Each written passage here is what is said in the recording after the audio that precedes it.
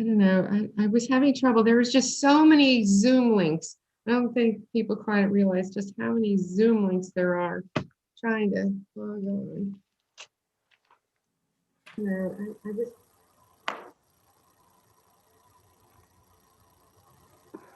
Well, what happens to me when Zoom cuts in, then it kills my other screens that I had, the other windows. Yeah. So I had the agenda up and now it's gone. So I got to go find it again. The meeting is live. All right. Hello and welcome to the Labta Projects and Services meeting today on this date of January 25th, 3 p.m.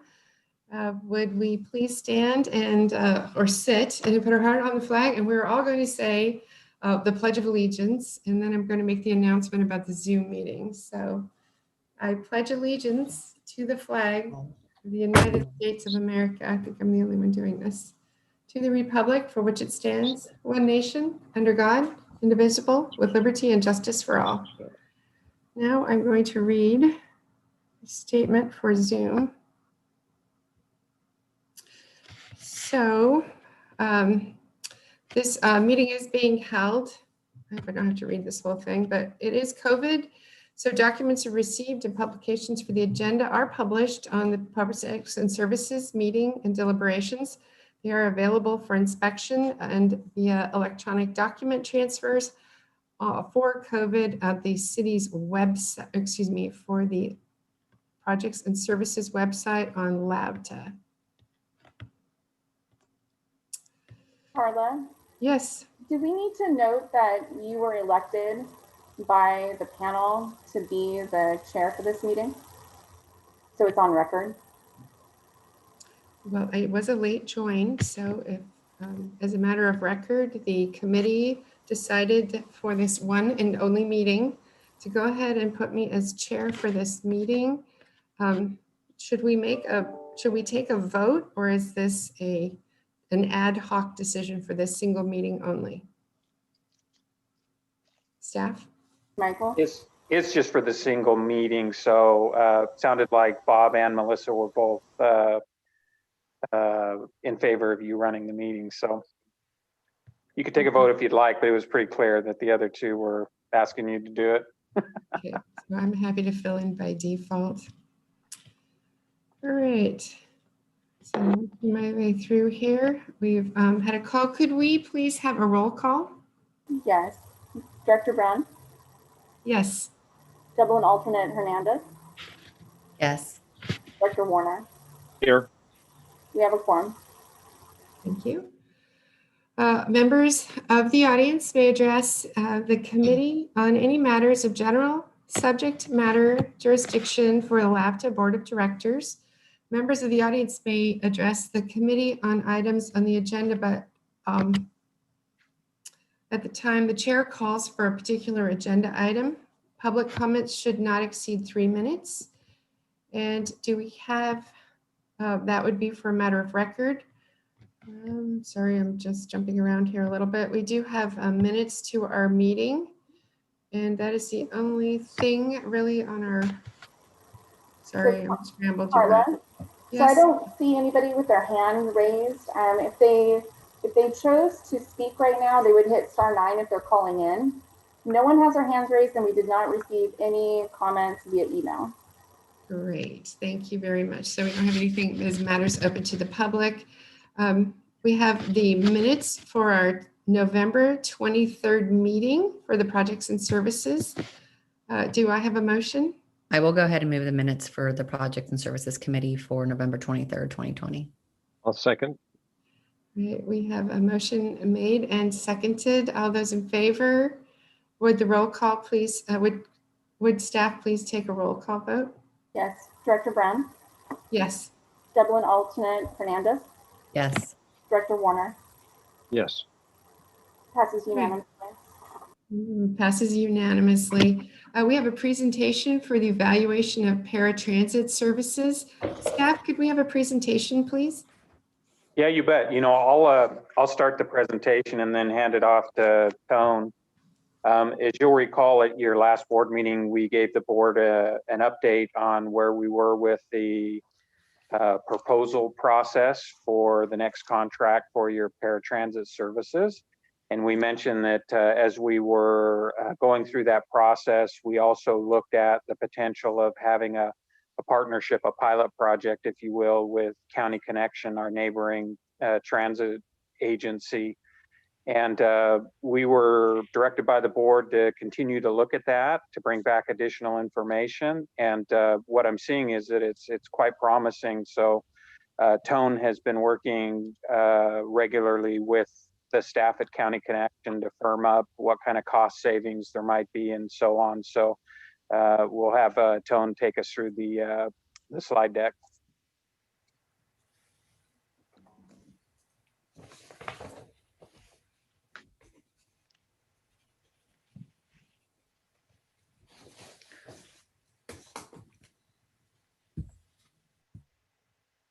Sorry for the delay. I'm trying to find the unmute button.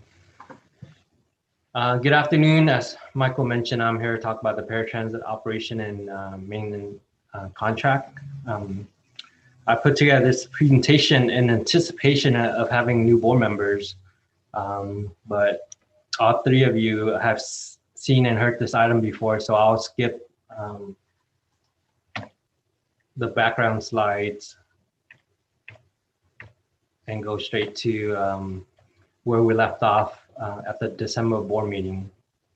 So during the last board meeting, the board asked staff to look into 3 different areas as they relate to the MOU with County Connection. Those areas include cost, branding, and governance. So I'm here today to hopefully provide some answers to those questions. So in terms of cost, in comparing the cost between the proposed MOU and the vendors that we receive through the RFP process, we anticipate the cost saving to be approximately $300,000 for the 12 to 15 month period of the pilot program.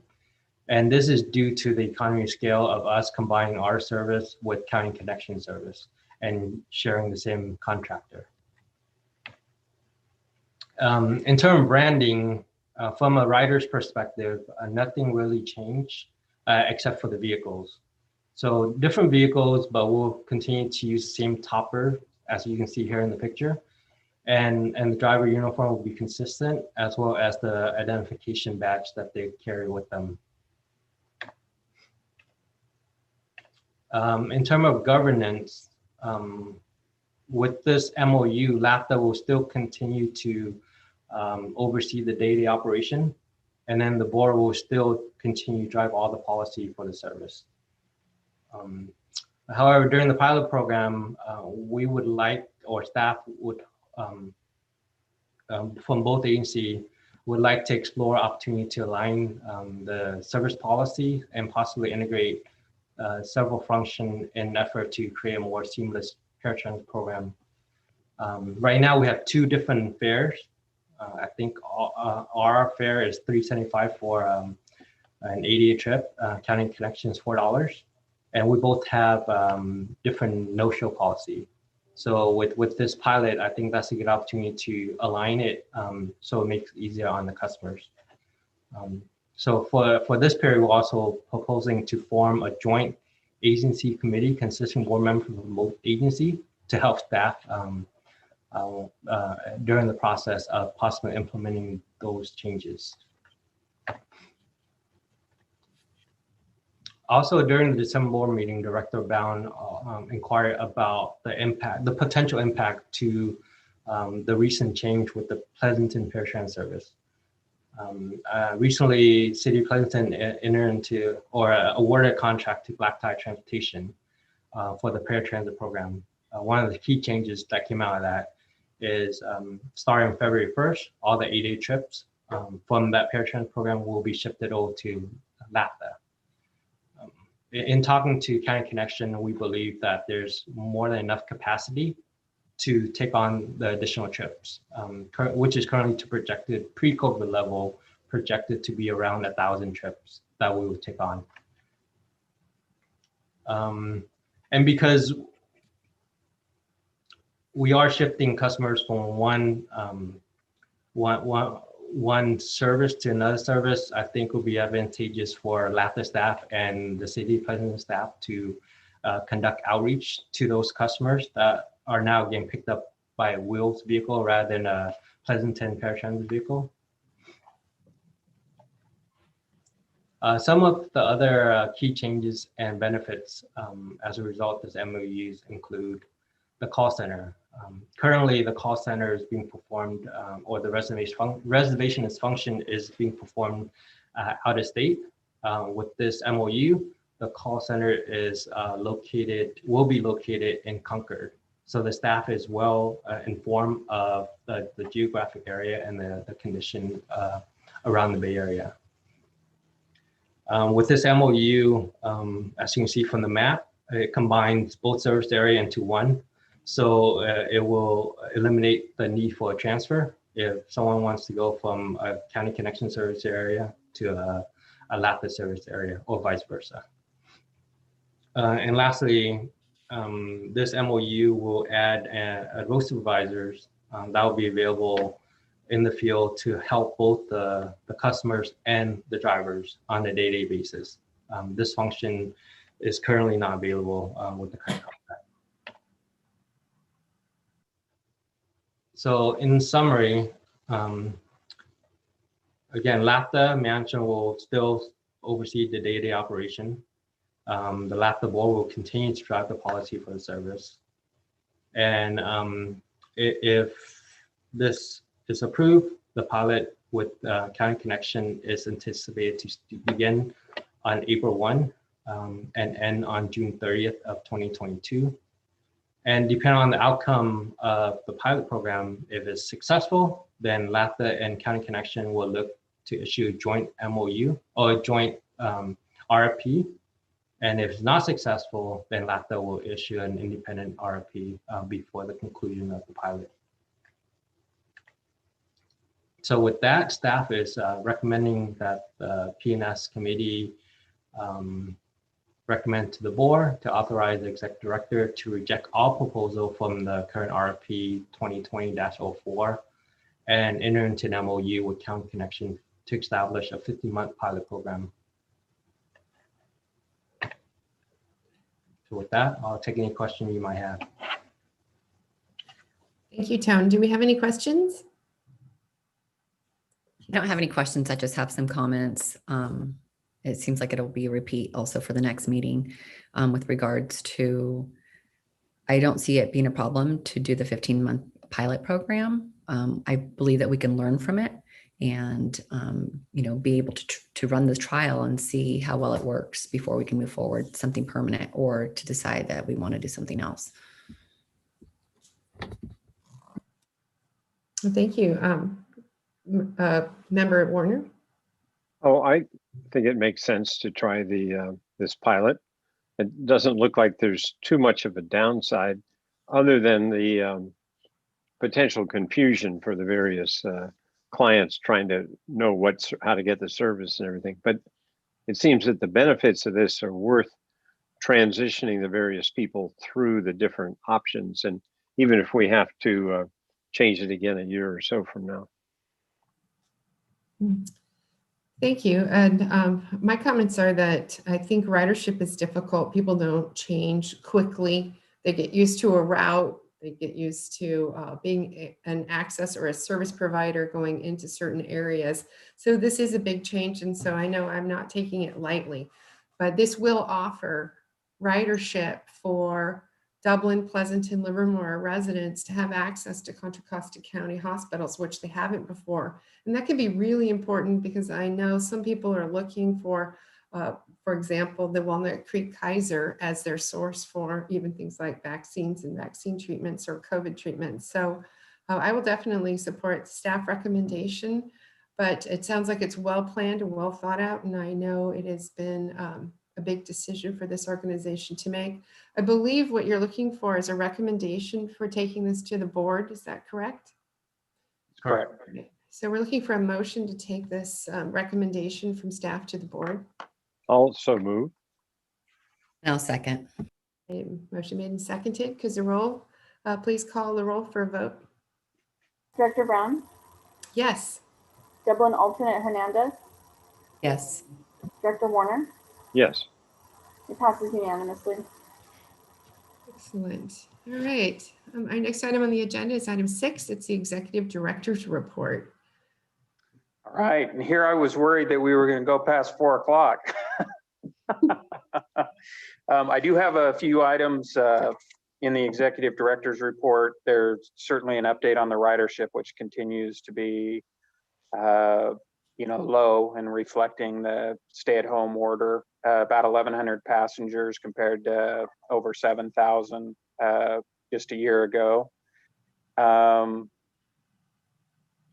I think we're watching really closely what's going on with COVID and what's going on with orders and where we're at with different tiers. We also are watching really closely the vaccines and how that's unrolling. And our director of planning has been in contact with the county of Alameda to really make sure they're aware that we're here to help and to just talk about their plans on the vaccines. There's also a paragraph here in regard to the Clipper Start program. Interestingly enough, that begins today in regard to our riders who qualify being able to receive that discount. So that's a big program, especially for those who use LAFTA as their sole source for transportation. That's a big helpmate to get them through very difficult times and beyond. Also want to just note that it's your upcoming board meeting on February 1st, so not too far away. We'll have kind of a state of the system. We'll have a couple of new board members there. We'll walk through how things are going with the system. You'll have information on the public outreach that we did in regard to the route changes that have been made during the COVID pandemic. We'll also look at a ridership survey that our director of planning initiated, and it captures both the current riders and riders who are not currently riding but had ridden pre-COVID, and what their thoughts are on what it would take to get comfortable to come back onto the system. So that'll be part of kind of a state of the system update. We'll also walk through in that meeting our different capital projects, since they really drive a lot of your staff time. I did note that the Blue Ribbon Task Force is moving forward, and it looks like they're moving towards a recommendation before the summertime of establishing a network manager or a network management that would be overseen by an executive committee or something similar. And I think the key goal is to take a hard look at how to make the different agencies, the 27 different transit agencies in the Bay Area, function more seamlessly. We each have different fare structures. We each have different transfer policies. We each have different service hours. I mean, the list goes on. And if you're traveling regularly throughout the Bay Area on public transit, it can be pretty complex, and it can actually, be a problem in folks even feeling comfortable to try public transit. So a key goal with this network management is to have a more centralized management structure that looks at things like fares and looks at things like schedules, and can actually have the tools in the toolbox, so to speak, to align those amongst the transit agencies. Now, I think for the most part, that's a good thing for the rider, but I think it also costs money to do that. And so I think two things go through my mind. There's a money piece to this, and where is that funding? And then there's also a continuum, if you so to speak, of local governance and local decision making versus the other extreme of just having, like, for example, one transit agency in the entire Bay Area that controls all the decision making. So this network manager concept is somewhere in the middle, right? They'll they'll look at key things, but not take away all of the local decision-making of the boards, but certainly they will take away some of that decision-making process. So I think there's some things to talk about as a board as the points kind of start to become apparent as to what the network manager or management will oversee and what they won't. That hasn't all been vetted out with the Blue Ribbon Task Force, but I think it's just a kind of an awareness, right? Your staff's really aware of what's going on there, and it will be key discussion, I think, at our board level as to how much of your local control you'd be willing to give up to a more centralized network administrator or management team. So the Blue Ribbon Task Force, the Chair Sparing, has recently reached out to your board chair, Bob Warner, and has invited him to an upcoming meeting to talk about this process and where they hope to be by the time we get into summer. I think to add to that, the only thing that's probably worthy of note, in addition to what I've mentioned, is Assemblymember Chu is looking to take the product of the Blue Ribbon Task Force and run it in Sacramento as a bill. So to actually give tools to the network management through a legislative process. So lots of things to be thinking about there, and you'll see this more and more, I think, on your agenda for discussion. And also there'll be lots of discussions, I'm sure, between your board chair and the Blue Ribbon Task Force chair. As far as other things in the executive director's report, we're moving right along with the zero emission bus study. You've got some updated information in there, but that we're hoping to conclude probably late spring or summer. You've got the Atlantis facility for the operations and the maintenance, the future facilities for the agency. We're working on that. We'll have updates on that at your upcoming board meeting. We have a request into MTC right now to fund phase 2 of your shared autonomous vehicle project. And Scott Haggerty, the chair at MTC, is being helpful and pushing that along and moving that along. And I think of important note, ACTC will play a big role as that goes for approval at MTC as to whether that fits within the projects that they'd like to see happen. So far, so good as we've talked to ACTC about that. I would characterize it as positive, but the discussions are ongoing. Last but not least, certainly the shelters are going up on Santa Rita. I think there's a lot of work left in that project. I drove by late last week, saw a couple of shelters up. They didn't have the medallion marker signs up yet, and didn't have the glass in, and that's okay. The bottom line is they're working on that project and moving it right along. And then your Dublin parking garage project, that is taking more and more time at the staff level. So I just wanted to recognize Jennifer Yeamans and staff that's working on that. Staff actually sits on the selection committee for the design build contractor that should be brought on board by April to keep that project moving and humming along. So anyway, just wanted to make sure you knew in the background there was a lot going on, and your staff is doing a great job at keeping things moving and overcoming the obstacles that just naturally surface on these projects. So with that, I'd be happy to answer any questions, and I certainly look forward to probably a more robust discussion, almost like a workshop environment at our upcoming board meeting, to just bring everybody right up to speed. Questions of staff? Yes, I don't know what to call you. You're mayor. Bob. Hey, Bob, Dr. Bob, go on, go for it. So you mentioned the Blue Ribbon panel, and that's going to be taking a while to go through, to legislation and all of that. Now, when do we rotate our board chair position? So the board chair position gets rotated, correct me if I'm wrong, tomorrow, May? Are you talking about the Blue Ribbon?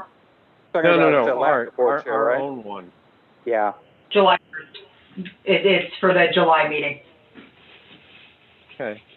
Well, I was thinking that maybe, depending on when I may be rotating out of here earlier, that possibly we might want to think about that earlier. And the reason for me bringing it up is continuity on this blue ribbon panel. That, in all likelihood, tomorrow, tonight we're picking a new council member, then tomorrow I got to do all the committee assignments and reapportion things. And it's quite possible that I'll be leaving the board of Wheels. So I just want to make sure that, somehow we take care of that and that we line things up. We get a chair in place that can pursue this blue ribbon thing, because that's extremely important. So I don't know.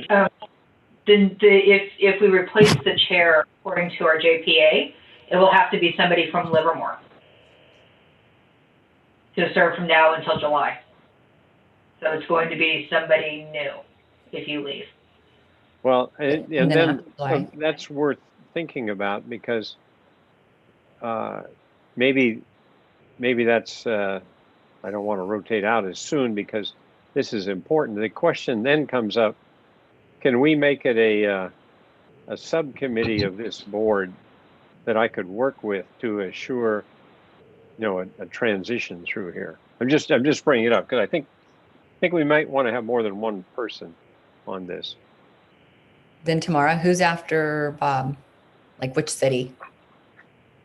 Oh gosh.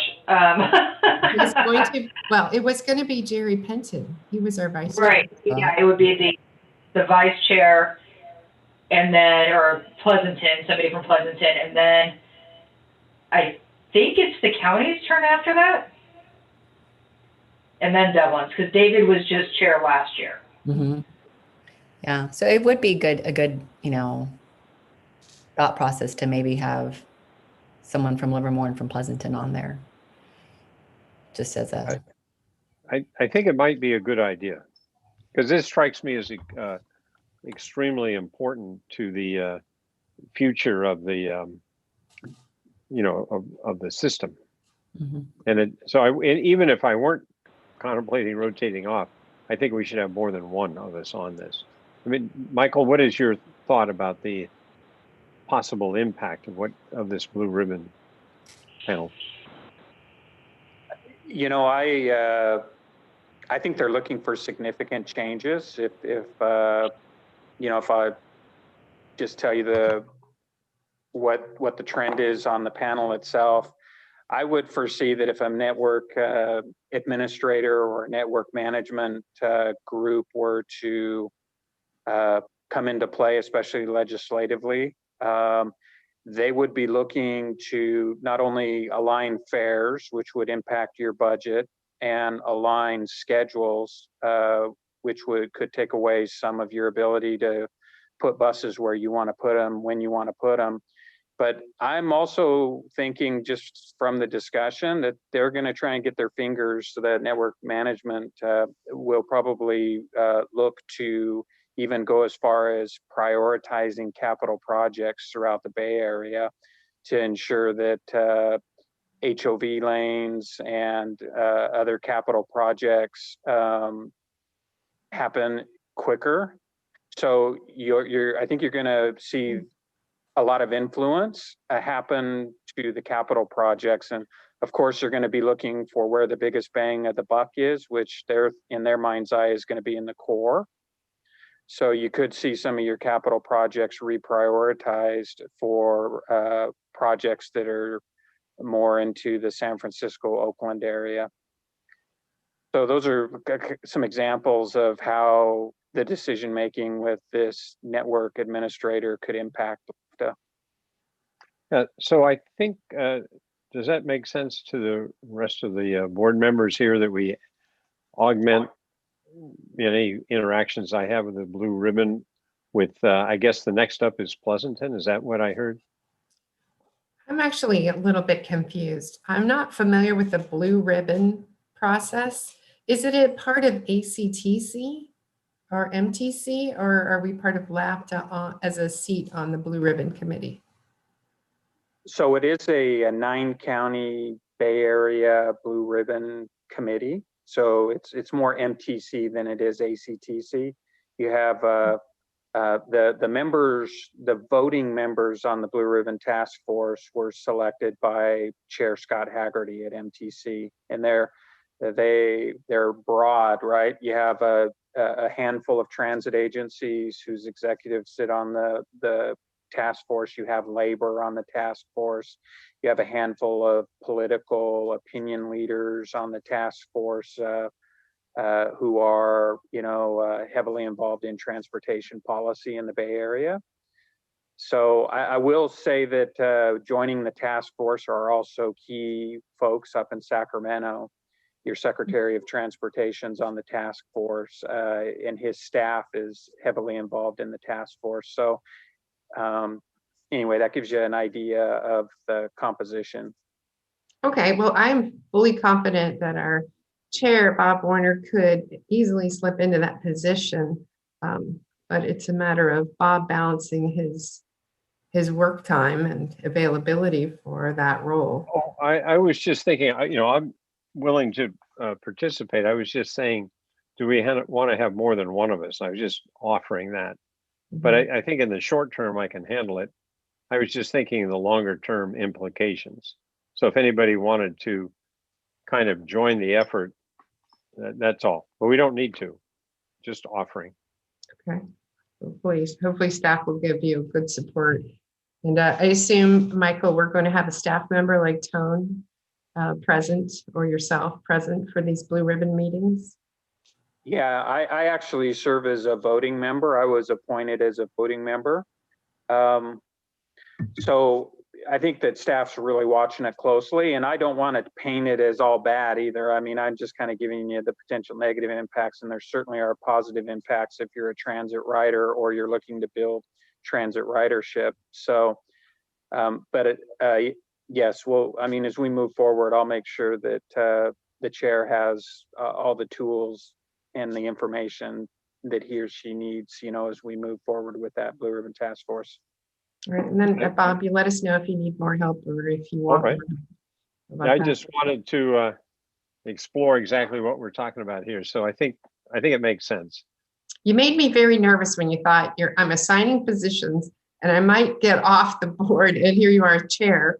And then Jerry Penton was our vice chair, and I have the choice. So I think I will toss my name in the hat for running for the position of vice chair. Otherwise, I have a brand new appointee who's never been on the board before, except as an alternate, as basically next in line very soon, within months, to running that position. So we'll work on that with the entire board, though, as it comes Yes, up. it's on the agenda for big board meeting.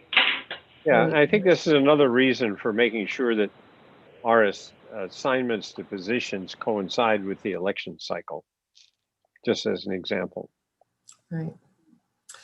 All right, we did our executive director's report. We have a preview for upcoming projects and services items, and there was one abbreviation, because transit loves abbreviation, that I did not recognize. I think it's ZEB, rollout. I wondered if staff could tell us a little bit more about what's upcoming for projects and services. You got that one tomorrow? Oh, sorry, I thought Tone was going to answer. It's zero emission vehicles. Zero emissions Vehicles. bus. Bus. Oh, bus. Okay. Buses. But, oh, I thought you said B. Sorry. I like I thought you different said bus.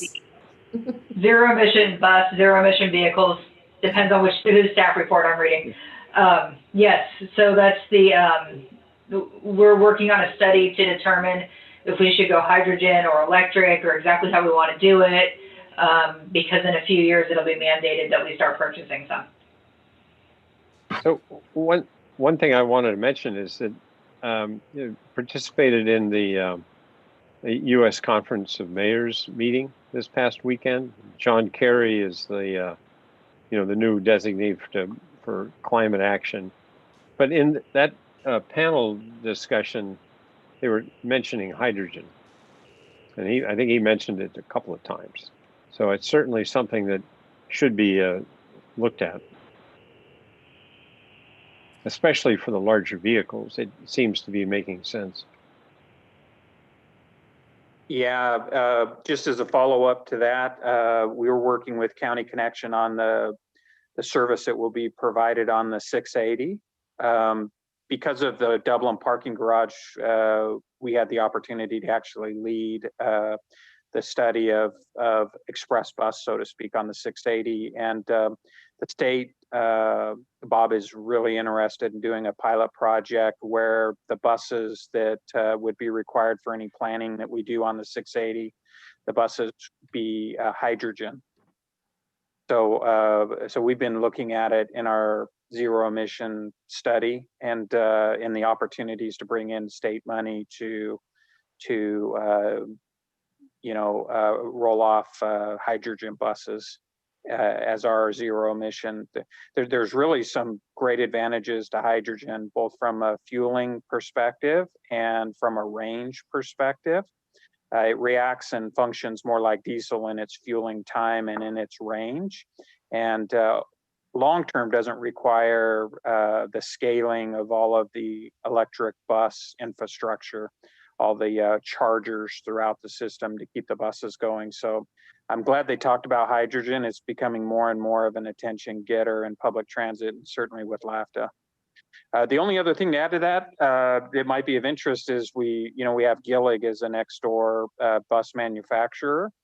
And so we reached out to him and we met with their CEO in regard to whether he would be willing to roll off a small fleet of hydrogen buses.